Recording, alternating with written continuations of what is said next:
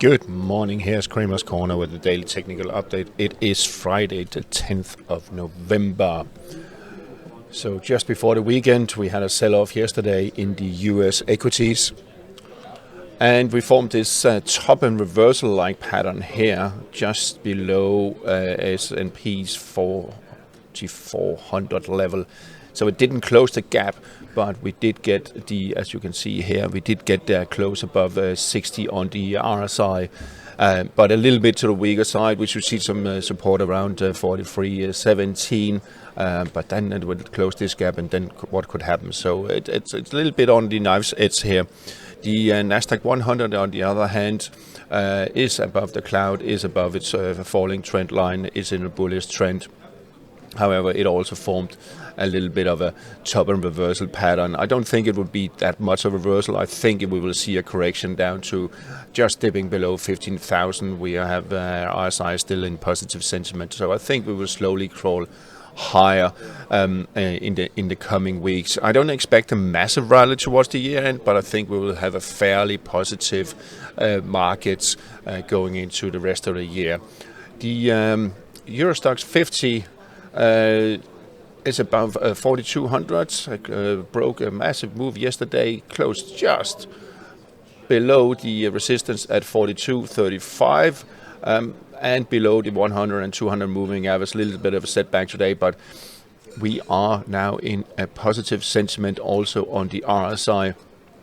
So we should see EUROSTOXX crawling higher here in the coming weeks. It is in an uptrend, so higher highs and higher lows. DAX closed above 15,280 yesterday, rejected at the 55 moving average. The RSI just below 60 still, so it's not really confirming the bullish mood, but we have a higher high, we have a higher low. So trying to build an uptrend with potential up to around 15,575, where we have the 100 and 200 moving average coming down, kind of putting a lid on. But it seems like it's being a little bit of a struggle here. So expect a bit of a setback, possibly down to test the upper falling trend line there. AX, very strong move yesterday, especially also on the back of ADN jumping more than 35%.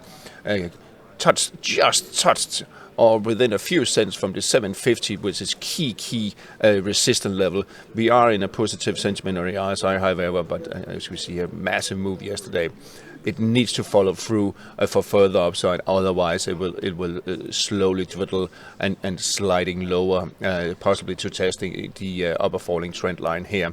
But we have a higher high and a higher low, so it is building an uptrend, and it is confirmed, but it has some really strong resistance levels ahead of it. The Belgian market couldn't really follow through. It actually needs to take out this peak here at 35.14 for further upside, and it seems like it's slowly sliding lower, and I think we will see a test of this gap here around 3,400 shortly. The CAC 40, also a strong move yesterday. Wasn't confirmed by the RSI though, but it is in an uptrend, higher highs, higher lows, and there should be potential up to 7,200. But also here we have the 55 moving average really giving it a hard time for upside momentum. So let's see about that. I think we will have a day or two with lower prices before maybe next uptrend. The SMI did take out or close the gap, but it didn't close with a close. We need a close above, and so it couldn't follow through above 10,675. It really needs to close above for further upside momentum, and the RSI is still really weak. So we could see SMI sliding back below the gap area, and that it would be a sign of weakness. Really not much to say on euro dollar. It's fairly boring at the moment in this range here, and I think that will continue going into next week. being caught between 106.35 and 107.62, so not really much to talk about there. So let's just move on to cable, where there's really not much to talk either. I mean, it is really it couldn't follow through here after the spike higher, so sliding low. I think we will see a little bit of a support coming in here at 122, but we'll probably try again, but it doesn't look that strong. Dollar yen, I think we will see a move to test the 152. I've said it before, we are still in an uptrend. However, it is fairly weak on the RSI, so we could be rejected at the second attempt here. It actually ran out of steam just below 152. So maybe, again, I think we will see it being range bound, but you shouldn't rule out a test of 152 level there, because the uptrend is still intact.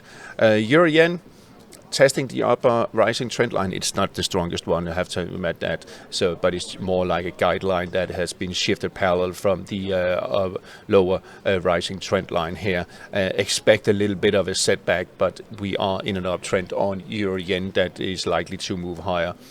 Aussie yen, a little bit of setback again. Yesterday, 95.85 is the support, and I do believe we'll probably test it, and then we will move higher again. On the Aussie dollar, very close to test the upper falling trend line that it broke out of, and when it does that, I do expect it to bounce off, and then we'll start moving back above 64. But the 65.20-25 level, it's a really strong resistance here, and I don't expect the Aussie dollar to break that. I more or less expect it to just being trading sideways between 63 and 64.5. Finally, on the dollar index, that couldn't reach the 104.40 support, and it could also be stuck range bound between the 105 and 106.5 here for the next week or so.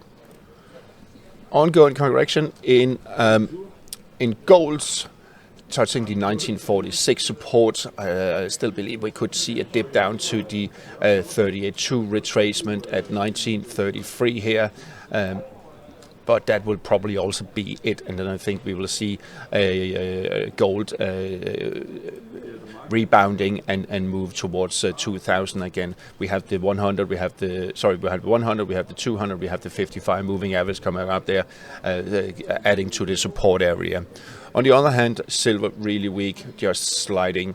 Drifting a little bit lower, but look out for 22.15. That is the level, support level to look out for. If it does break below that, then there could be further downside. Copper still sliding lower, testing the upper falling trend line here. If it breaks below, well, then we're looking at the 354.50 support area again. I think we are bound to find a floor in the crude oil markets, depending on what we will see today. If we get a little bit of a positive market, then we have formed a doji morning-like pattern. It's not the most picture-perfect one or textbook-perfect one, but still, but that could be a bottom reversal pattern that could send, here in this case, a WTI higher. And the same picture on Brent, really. There is still a little bit of downside potential to around 78, but I think we will see it slowly bouncing higher. Finally, on the US 10-year, it did close 2 days ago below the 450 line, but the massive move yesterday took it back above, and it didn't take out the lower level here at 447. So it seems like we could see a further rebound. The RSI is still in positive sentiment, didn't break below 40, so we could see a bounce up to maybe 61.8 retracement at 480. But currently finding a little bit of resistance here just below 470. All right, that's all for today and this week. I wish you a nice weekend and happy trading.